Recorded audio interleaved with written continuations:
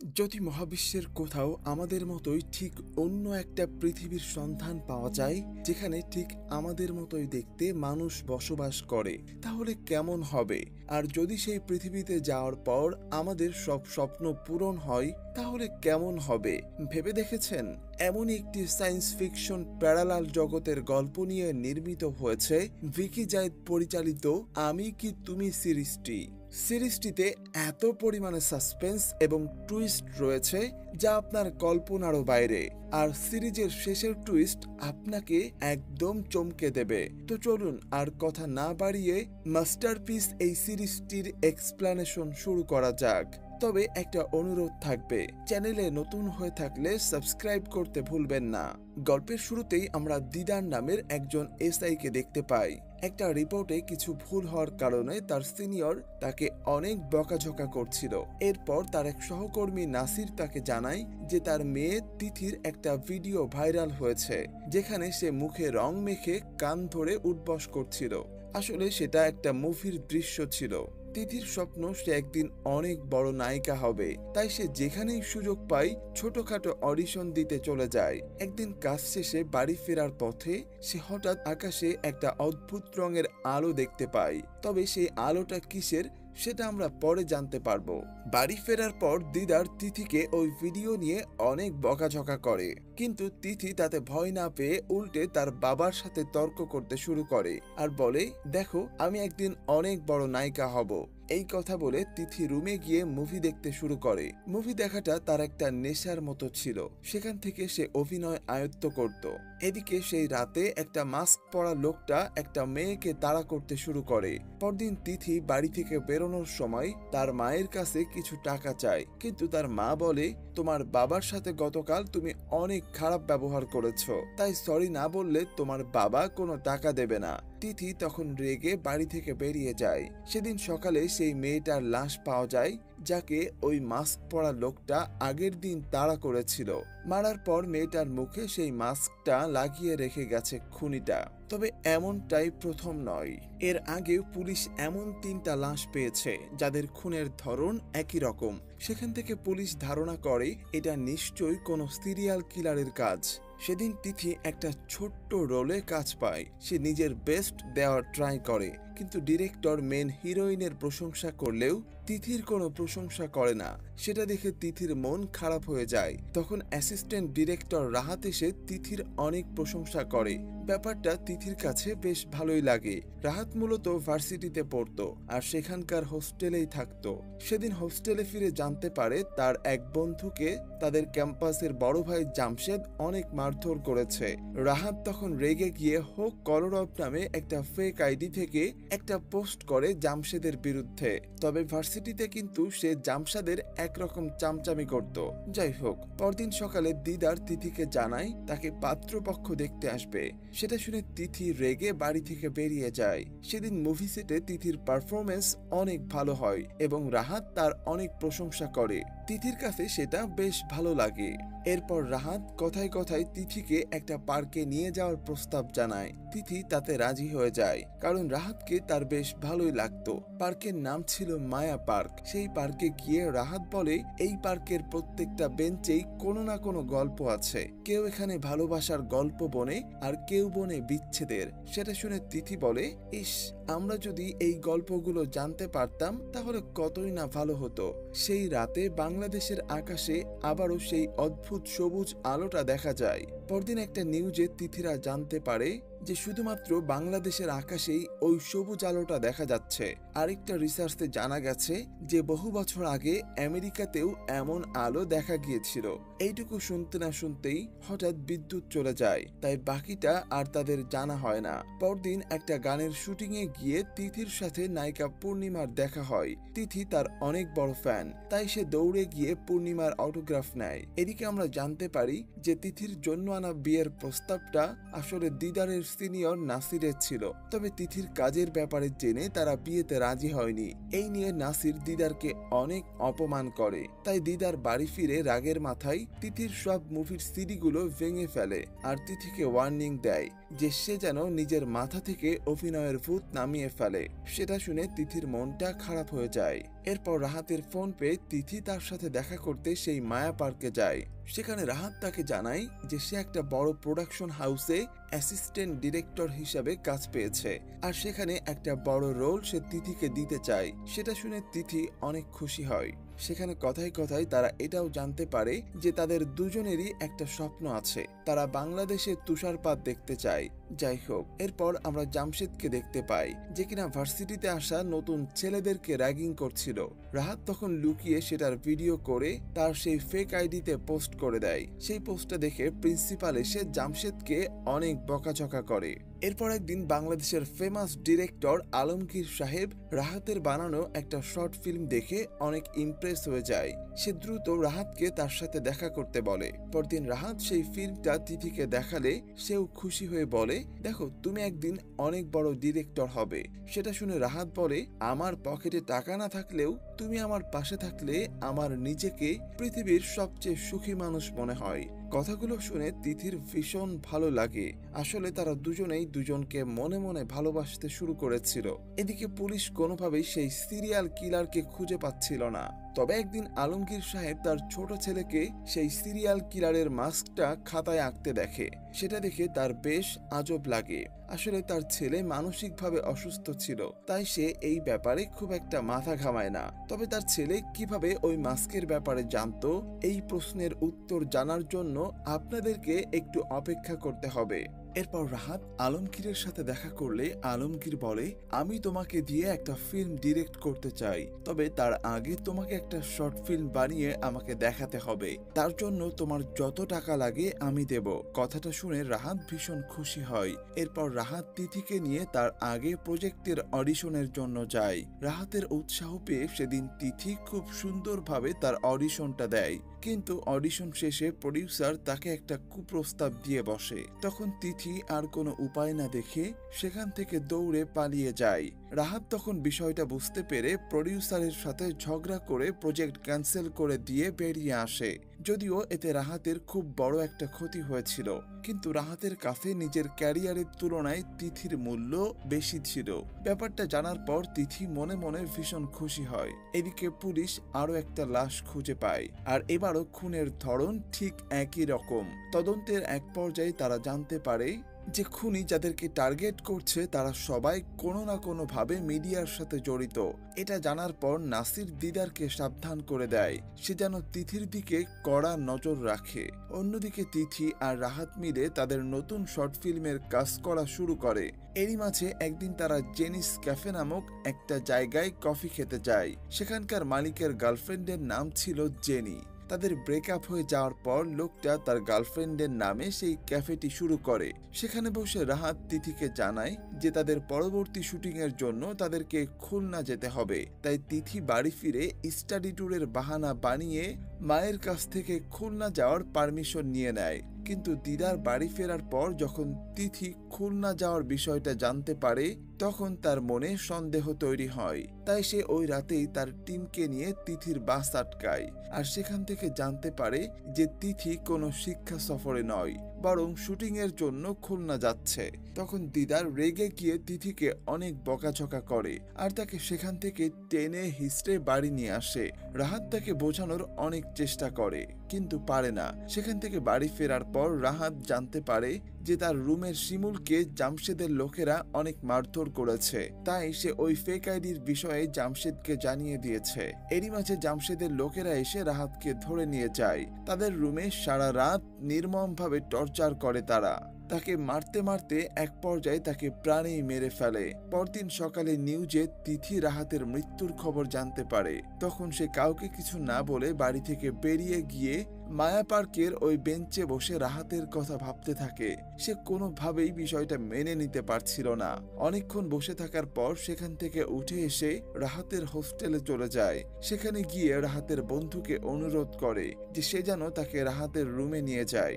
রুমে গিয়ে তিথি ভীষণ ইমোশনাল হয়ে পড়ে। এরপর সেখানে থাকা রাহাতের একটা শার্ট নিয়ে সে বাড়ি ফিরে আসে। রাহাতের মৃত্যুতে একেবারেই ভেঙে পড়েছিল সে। এরই মাঝে একদিন বাংলাদেশে এক অদ্ভুত বৃষ্টি দেখা যায়। সেই বৃষ্টিতে পানির সাথে আকাশ থেকে এক অদ্ভুত ক্রিস্টাল ঝরছিল। পরের দিন নিউজ থেকে জানা যায় আমেরিকাতে যখন ওই সবুজ আলোটা দেখা গিয়েছিল তখন সেখানেও নাকি এমন ক্রিস্টালের বৃষ্টি হয়েছিল। আর ওই ক্রিস্টালগুলোর মাধ্যমে সেখানকার লোকেরা প্যারালাল ইউনিভার্সে যাওয়ার রাস্তা খুঁজে পেয়েছিল। আসলে প্যারালাল ইউনিভার্স হচ্ছে পৃথিবীর মতোই অন্য একটা জগৎ। ধারণা করা হয় যে সেখানে হয়তো হুবহু আমাদের মতো দেখতে অন্য মানুষ বসবাস করে, তবে তাদের পেশা হয়তো এক নাও হতে পারে। কিন্তু এই থিওরির আসলে কোনো ভিত্তি ছিল না। পরদিন তিথি মন খারাপ করে তার রুমের ভেতরে বসেছিল।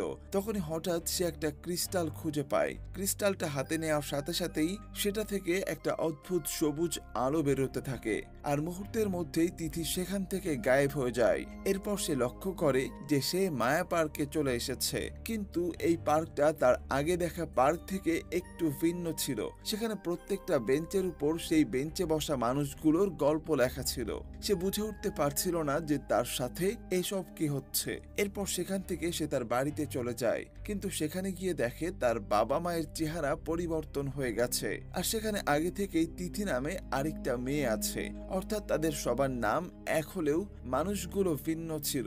সেটা দেখেই ভয়ে সেখান থেকে তিথি পালিয়ে আবার মায়া পার্কে এসে বসে থাকে।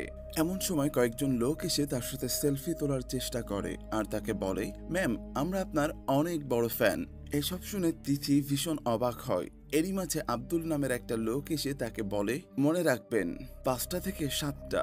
এই কথা বলতে না বলতেই তিথি আবারও তার রুমে ফিরে আসে। এরপর সে ভয়ে ভয়ে রুম থেকে বেরিয়ে দেখে সবকিছুই আগের মতোই স্বাভাবিক আছে।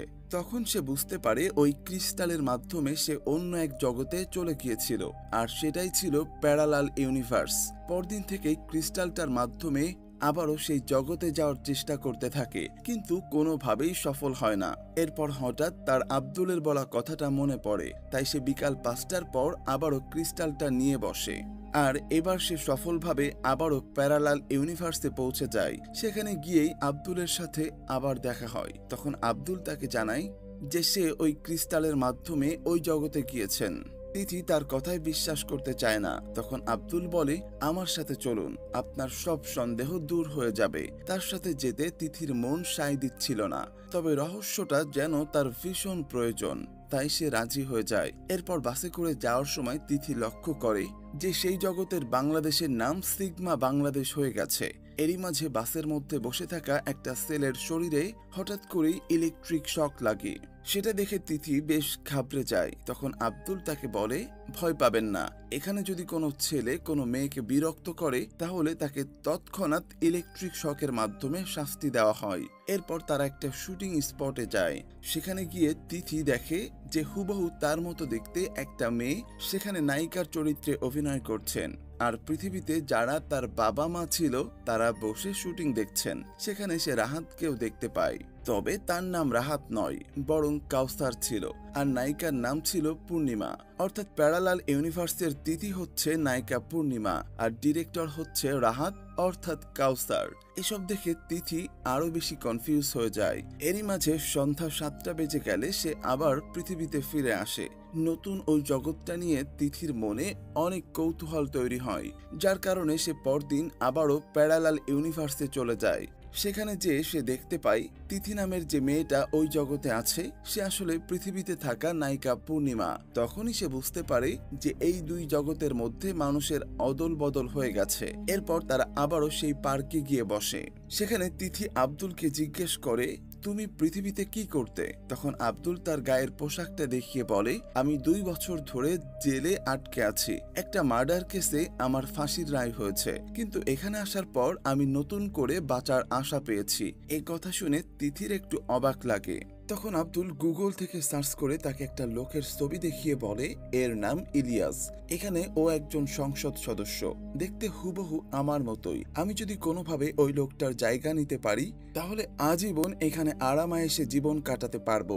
এসব নিয়ে কথা বলতে বলতে তারা একটা ক্যাফের সামনে এসে দাঁড়ায়। সেই ক্যাফের নাম ছিল জেনিস ক্যাফে। তখন সে আব্দুলকে জানায় যে তার কাছে কোনো টাকা নেই, তখন আব্দুল তাকে একটা এটিএম মেশিনের সামনে নিয়ে যায়। সেখান থেকে সিগমা বাংলাদেশের গরিব আর ক্ষুধার্ত লোকেরা ইচ্ছামতো টাকা উঠাতে পারত। এক্সাম্পল দেওয়ার জন্য আব্দুল নিজে সেখান থেকে টাকা উঠিয়ে দেখায়। ব্যাপারটা তিথির কাছে বেশ ইন্টারেস্টিং লাগে। এরপর তারা ওই ক্যাফেতে গিয়ে বসলে তিথি দেখতে পায় ওই ক্যাফের মালিক পরিবর্তন হয়নি, কিন্তু তার সাথে এখন তার জেরি নামের সেই গার্লফ্রেন্ড আছে, আর তারা দুইজন ভীষণ খুশি। তিথি তখন বুঝতে পারে যে ওই প্যারালাল ইউনিভার্সটা ঠিক তার স্বপ্নের মতো, যেমনটা সে পৃথিবীতে কল্পনা করত। এরপর আব্দুল তাকে বলে, আমরা চাইলেই এই জগতে আজীবনের জন্য থেকে যেতে পারি, কিন্তু একটা সমস্যা আছে। তার জন্য এই জগতে থাকা আমাদের মতো হুবহু দেখতে ওই লোকটাকে মেরে ফেলতে হবে। একই চেহারার দুজন মানুষ হয়ে এখানে থাকতে পারবে না। আমি একবার চেষ্টা করেছিলাম, কিন্তু 7টা বাজার সাথে সাথেই আমার দম বন্ধ হয়ে আসতে শুরু করে।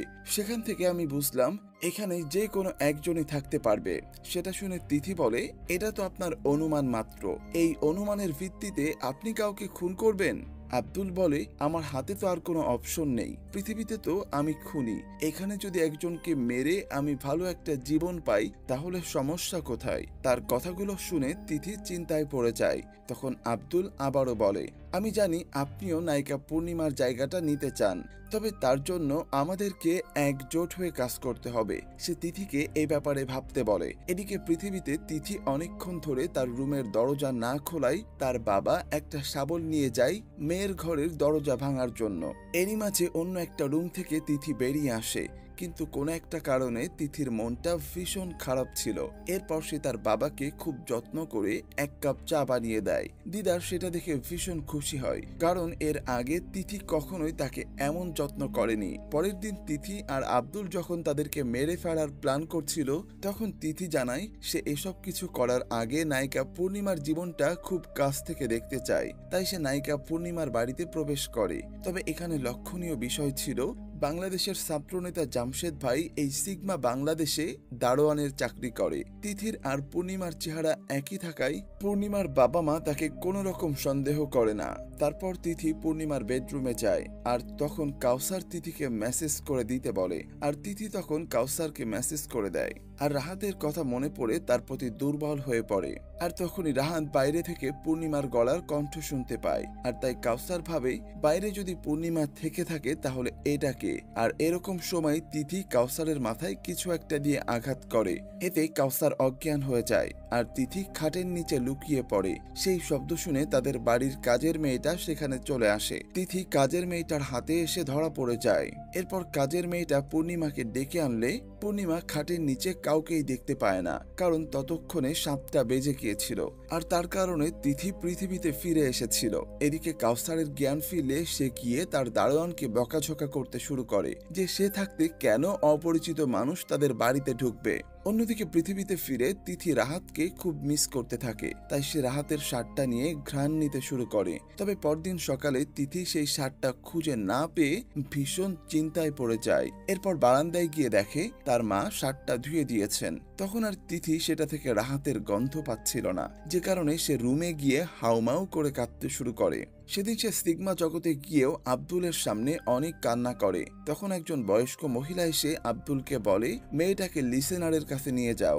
আসলে ওই জগতে যারা কষ্টে থাকে বা কোনো সমস্যায় থাকতো, তারা সাহায্যের জন্য লিসেনারের কাছে যেত। তাদেরকে মনোবিজ্ঞানীও বলা যায়। এদিকে আলমগীর সাহেব পুলিশের কাছে গিয়ে তার বড় ছেলের ব্যাপারে জানায়। আসলে ছোটবেলায় সে তার মাকে অন্য এক পুরুষের সাথে বাজে অবস্থায় দেখে। এরপর থেকে সব মেয়েদের উপরে তার ঘৃণা তৈরি হয়। 13 বছর বয়সে সে একটা মেয়েকে খুনও করতে গিয়েছিল। তখন আলমগীর সাহেব তাকে বাঁচিয়ে আনেন আর তার ছেলেকে মেন্টাল হসপিটালে পাঠিয়ে দেয়। তবে এরপর থেকেই তার বড় ছেলে নিখোঁজ, আর তার ধারণা যে ওই সিরিয়াল মার্ডারের পেছনে হয়তো তার ছেলেরই হাত আছে। তখন পুলিশ তাকে জানায় তারা এই বিষয়টার পুরোপুরি তদন্ত করবে। অন্যদিকে তিথি সেই মহিলার কথা মতো লিসেনারের সাথে কথা বলতে যায়, আর সেখান থেকে সে ডিসিশন নেয় সে সিনেমা জগতে থাকবে। তাই তাকে এখন পূর্ণিমাকে মেরে ফেলতে হবে। এর মাঝে পৃথিবীতে পুলিশ আরো একটা লাশ খুঁজে পায়, আর সেটা ওই সিরিয়াল কিলারের কাজ ছিল। তবে এবার তারা ওই লাশের পাশে একটা ছোট্ট পেন্সিল খুঁজে পায়, আর সেটা টেস্টিং এর জন্য পাঠিয়ে দেওয়া হয়। পরদিন 5টা বাজার পরেও তিথি প্যারালাল ইউনিভার্সে যায় না, কারণ সেদিন তার একটা জরুরি কাজ ছিল। তবে সেদিন বাড়ি থেকে বেরোনোর সাথে সাথেই কেউ একজন এসে তার উপর অ্যাটাক করে। সৌভাগ্যবশত তিথি কোনো মতে নিজেকে বাঁচিয়ে নেয়, কিন্তু তার উপর কে অ্যাটাক করেছিল সেটা সে বুঝতে পারে না। পরদিন সিনেমা জগতে গিয়ে তিথি আব্দুলকে জানায় যে সে তার প্রস্তাবে রাজি। তখন আব্দুল বলে, তাহলে আমাদেরকে আগে ইলিয়াসকে খুন করতে হবে, এরপর আমরা পূর্ণিমাকে খুন করব।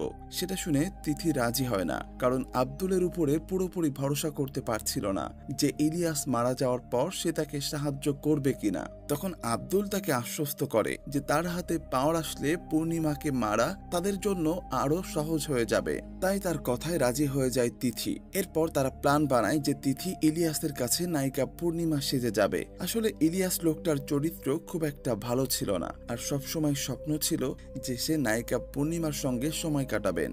সেই প্ল্যান অনুসারে তিথি পরের দিন নায়িকা পূর্ণিমা সেজে সিনেমা জগতে চলে যায়, কিন্তু সেখানে যাওয়ার সাথে সাথে একটা বয়স্ক কাপল তাকে কিডন্যাপ করে নেয়। আর সেই সময় তার কাছে থাকা ক্রিস্টাল ভুলবশত রাস্তায় পড়ে যায়। তাকে ধরে নিয়ে তাদের বাড়িতে আটকে রাখে সেই কাপলরা। সেখান থেকে জানা যায় যে তারা দুজন সিরিয়াল কিলার। ওই বয়স্ক লোকটার যে মেয়েকেই ভালো লাগতো, ওই মহিলা সেই মেয়েটাকেই মেরে ফেলতো, কারণ সে চাইতো না যে তার স্বামী অন্য কারো দিকে তাকাক। আর লোকটা যেহেতু তার ওয়াইফকে অনেক ভালোবাসতো, তাই সেও তাকে ওই কাজে সাহায্য করত। তিথির তখন ভীষণ অসহায় লাগতে থাকে নিজেকে। এরই মাঝে আব্দুল সেখানে পৌঁছে যায় তিথিকে সাহায্য করার জন্য। সে গিয়ে তিথিকে তার ক্রিস্টালটা ফিরিয়ে দেয়, আর সেটার মাধ্যমে তিথি সেখান থেকে পৃথিবীতে ফিরে আসেন। পরদিন সিনেমা জগতে গিয়ে তিনি জানতে পারেন যে আব্দুল রাস্তায় তিথির ক্রিস্টালটা খুঁজে পেয়েছিল, আর সে তিথিকে কিডন্যাপ হতে দেখেছে, তাই সৌভাগ্যবশত তাকে বাঁচাতে পেরেছে। এরপর তিথি সেখান থেকে চলে যায়, কারণ ওই দিন তার রাহাতের কথা ভীষণ মনে পড়ছিল। তাই সে সোজা কাউসারের বাড়িতে চলে যায়, কারণ সে কাউসারের মধ্যেই রাহাতকে অনুভব করতে পারত। এর পরের দিন তিথি ইলিয়াসের সাথে দেখা করে। তাদের মধ্যে ডিল হয় যে তারা সেদিন সন্ধ্যায় ইলিয়াসের ফার্ম হাউসে দেখা করবে। ইলিয়াসের যেহেতু মেয়েদের নেশা ছিল, তাই সে খুব সহজেই তিথির কথায় পটে যায়। এদিকে পৃথিবীতে আলমগীর সাহেবের ছোট ছেলেকে পুলিশ এসে অ্যারেস্ট করে, কারণ তারা লাশের কাছ থেকে যে ছোট্ট পেন্সিলটা খুঁজে পেয়েছিল সেটা আলমগীরের ছোট ছেলেটির। আলমগীর পুলিশকে বোঝানোর অনেক চেষ্টা করে যে তার ছোট ছেলে এমন কাজ করতেই পারে না, কিন্তু পুলিশ তার কোনো কথায় পাত্তাই দেয় না। এরপর সে বাড়ি ফিরে জানতে পারে যে ওই পেন্সিলটা আলমগীরের বড় ছেলে তার ছোট ছেলের কাছ থেকে নিয়ে গিয়েছিল। আলমগীর বুঝতে পারে তার বড় ছেলে তার ছোট ছেলেকে ফাঁসাচ্ছে, কিন্তু পুলিশ তার এই কথা বিশ্বাস করে না। সেদিন সে তার বড় ছেলেকে বাড়িতে দেখে ভীষণ ঘাবড়ে যায়। সেই ছেলেটা আর কেউ নয়, বরং আব্দুল ছিল। তবে তার আসল নাম আব্দুল নয়। সে মূলত তিথিকে দিয়ে নিজের স্বার্থ হাসিলের জন্য মিথ্যা গল্প সাজিয়েছিল। বাস্তবে সে ছিল ওই ভয়ঙ্কর সিরিয়াল কিলার। যে মেয়েরা অন্যের সংসার নষ্ট করে তাদেরকে আব্দুল নির্মমভাবে হত্যা করে। বাবার কাছে গিয়ে আব্দুল বলে, আমি একটা নতুন জগৎ পেয়েছি, সেখানে চলে যাব, তাই শেষবারের মতো তোমার সাথে দেখা করতে এসেছি। এই কথা বলে সে তার বাবাকে জড়িয়ে ধরে আর তার পিঠে ছুরি বসিয়ে তাকে মেরে ফেলে। এরপর আমরা জানতে পারি যে সিগমা জগতে গিয়েও সে সিরিয়াল কিলার হিসেবে জীবন কাটাতে চায়, আর তার প্রথম টার্গেট হচ্ছে তিথি। পরদিন সিগমা জগতে যাওয়ার আগে তিথি একটা করাত আর ইলিয়াসকে মারার জন্য কিছু প্রয়োজনীয় জিনিস কিনে নেয়। এরপর সেখানে গিয়ে সে কৌশলে ইলিয়াসকে ক্লোরোফর্ম দিয়ে অজ্ঞান করার চেষ্টা করে, কিন্তু ঘটনাক্রমে ইলিয়াস সেটা বুঝে যায়, আর একটা পর্যায়ে সেই ক্লোরোফর্মে তিথি নিজেই অজ্ঞান হয়ে যায়।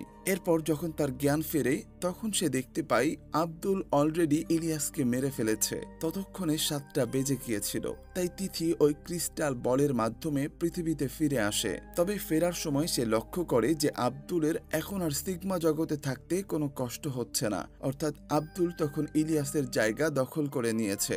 এরপর ইলিয়াস জানতে পারে যে সেখানেও তার বাবা পরিবর্তন হয়নি, তাই সে তার বাবার সাথে গিয়ে দেখা করে। সিগমা বাংলাদেশে তার বাবা একজন ফল বিক্রেতা ছিল, আর সেখানেও তার সঙ্গে তার বাবার সম্পর্ক মোটেও ভালো ছিল না, যে কারণে তাদের দেখা হওয়া মাত্রই ঝগড়া শুরু হয়ে যায়। আর একটা পর্যায়ে আব্দুলের বাবা চাকু দিয়ে আঘাত করে আব্দুলকে মেরে ফেলে। এদিকে পরদিন পৃথিবীতে থাকা অবস্থায় তিথি দেখে যে তার বাবা মা সাজগোজ করে কোথাও বেরোচ্ছে। তারা তিথিকে বলে, সরি মা, একটু দেরি হয়ে গেল। ছবিটা শুরু না হলে হয়। সেটা শুনে তিথি একটু কনফিউজ হয়ে যায়, কারণ তার বাবা মা কখনো মুভি দেখা পছন্দ করতো না। যাই হোক, তারা বেরোনোর পর তিথি সিগমা জগতে আসার জন্য তৈরি হতে থাকে। এমন সময় তার রুমের দরজায় কেউ কড়া নাড়ে, কিন্তু দরজা খুলে সে সামনে থাকা লোকটাকে দেখে ভীষণ ঘাবড়ে যায়। সে দেখে সিনেমা জগৎ থেকে পূর্ণিমা সেখানে চলে এসেছে। অর্থাৎ শুধু পৃথিবী থেকেই নয়, সিগমা জগৎ থেকেও লোকেরা পৃথিবীতে আসতে পারত। তিথি তাকে দেখে কিছু বলার আগেই পূর্ণিমা তার মাথায় আঘাত করে তাকে অজ্ঞান করে ফেলে। এরপর যখন তিথির জ্ঞান ফেরে, তখন সে তিথিকে ওই জগতের নেগেটিভ দিকগুলো সম্পর্কে জানায়। আসলে ওই জগতে এত নাম যশ কামিয়েও পূর্ণিমা মন থেকে খুশি ছিল না। তার বাবা মা টাকার বিনিময়ে কোটিপতিদের সাথে তাকে সময় কাটাতে বাধ্য করত।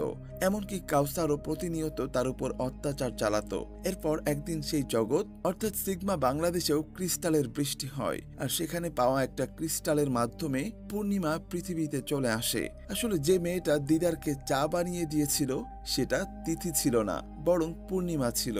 তার কাছে পৃথিবীর মানুষ আর তিথির বাবা মাকে ভীষণ ভালো লাগে। তাই সে মনে মনে তিথিকে সরিয়ে দিয়ে পৃথিবীতে তার জায়গা দখল করে নেওয়ার প্ল্যান বানায়। আর সেদিন তাকে যে লোকটা অ্যাটাক করেছিল সেটা আসলে পূর্ণিমাই ছিল।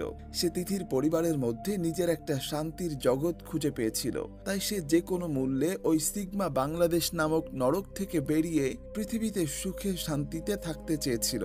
মূলত সেই তিথির বাবা মাকে মুভির টিকিট দিয়ে বাইরে পাঠিয়ে দিয়েছিল, যাতে সে ফাঁকা বাড়িতে সুযোগ পেয়ে তিথিকে মেরে ফেলতে পারে।